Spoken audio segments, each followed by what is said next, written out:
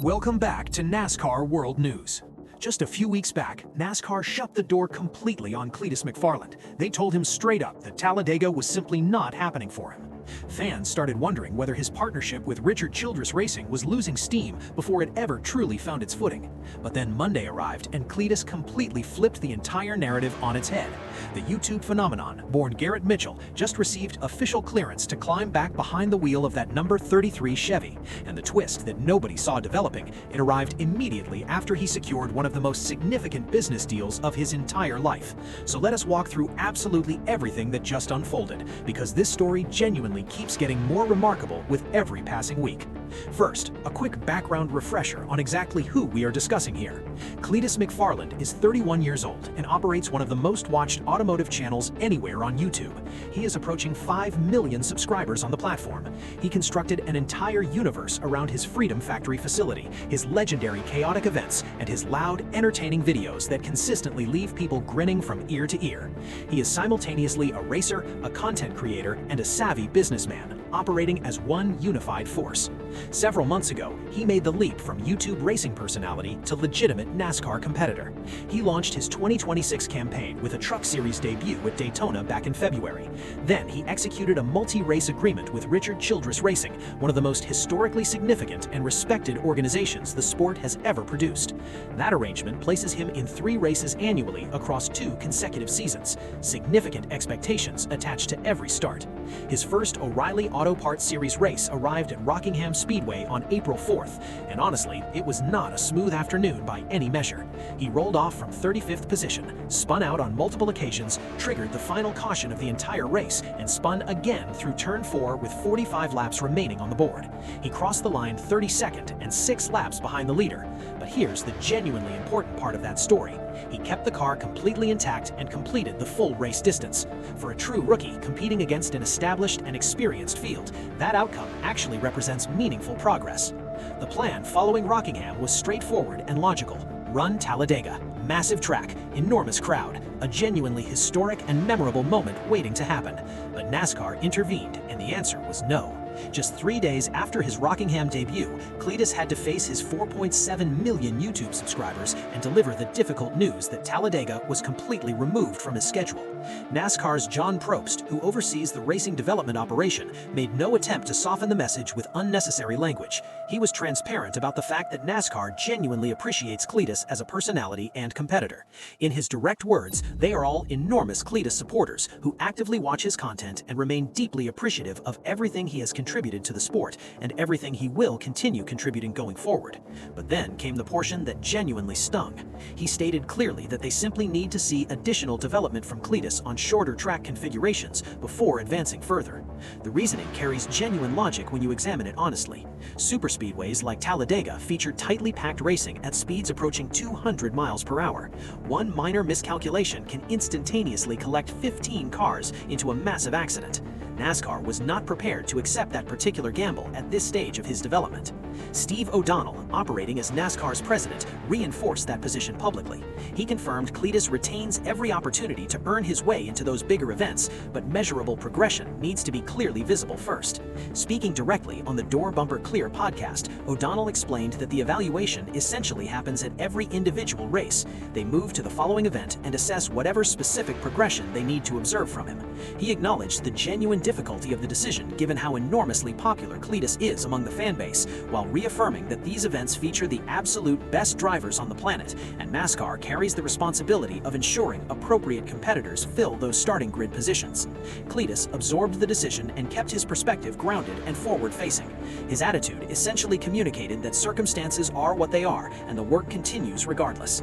Now here's precisely where the story takes a genuinely unexpected and dramatic turn. Immediately following that Talladega denial, rather than retreating into frustration, Cleetus executed a massive multi-year endorsement partnership with Polaris, the powersports and off-road vehicle giant representing a $3.7 billion enterprise, decided that Cleetus was their ideal partner for this chapter of their growth strategy. Reed Wilson, serving serving as president of Polaris Off-Road Vehicles, articulated the decision with a statement that perfectly encapsulates the entire logic behind the partnership. He expressed that his organization are genuine devoted supporters of Cleetus and the remarkable community he has carefully constructed around himself and his brand. They simply could not continue observing from a comfortable distance without actively participating in what he has built. He brings an authentic level of energy, passion, and genuine personality that perfectly reflects what American motorsports represents at its very foundation. Cleetus matched that enthusiasm with equal energy in his own response. He expressed that his entire community traces back to the principles of freedom, horsepower, and genuinely enjoying every moment of the journey. Polaris connects to those values completely and authentically. They understand the people, and they understand the spirit that drives everything forward. His trademark phrase said everything else that needed being said. So NASCAR closed one significant door, and Polaris immediately threw open a considerably larger and more lucrative one in its place. That represents the kind of week that most professional racing drivers only ever imagine experiencing.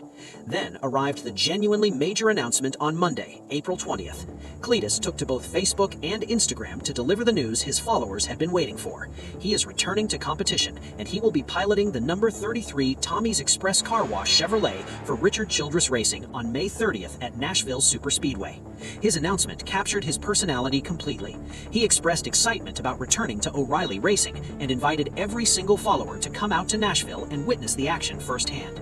He mentioned committing to significant training time with the RCR organization, along with dedicated simulator sessions in preparation for the event.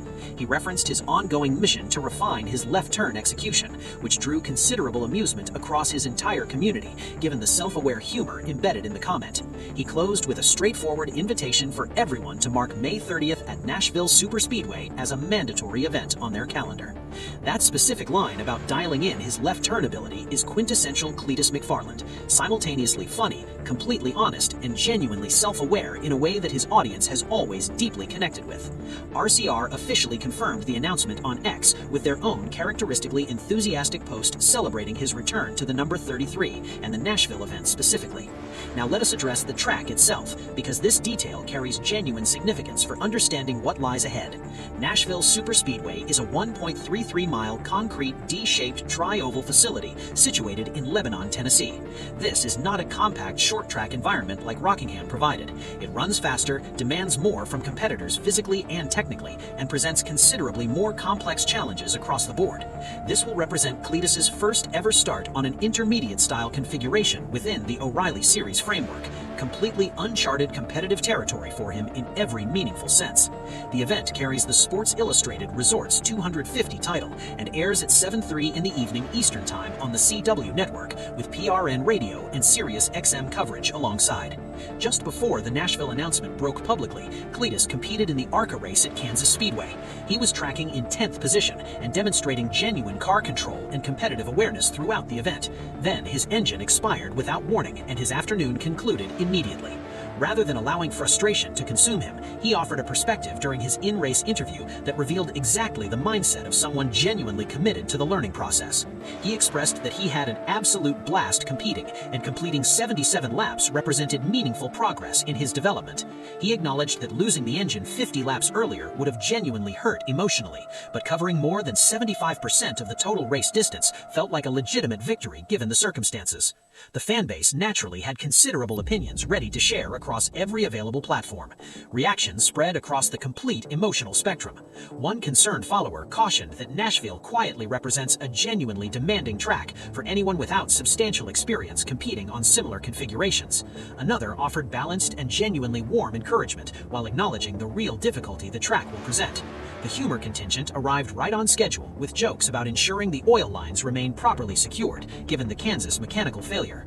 The devoted supporters showed up equally strong with enthusiastic encouragement and their trademark "Hell yeah, brother" energy.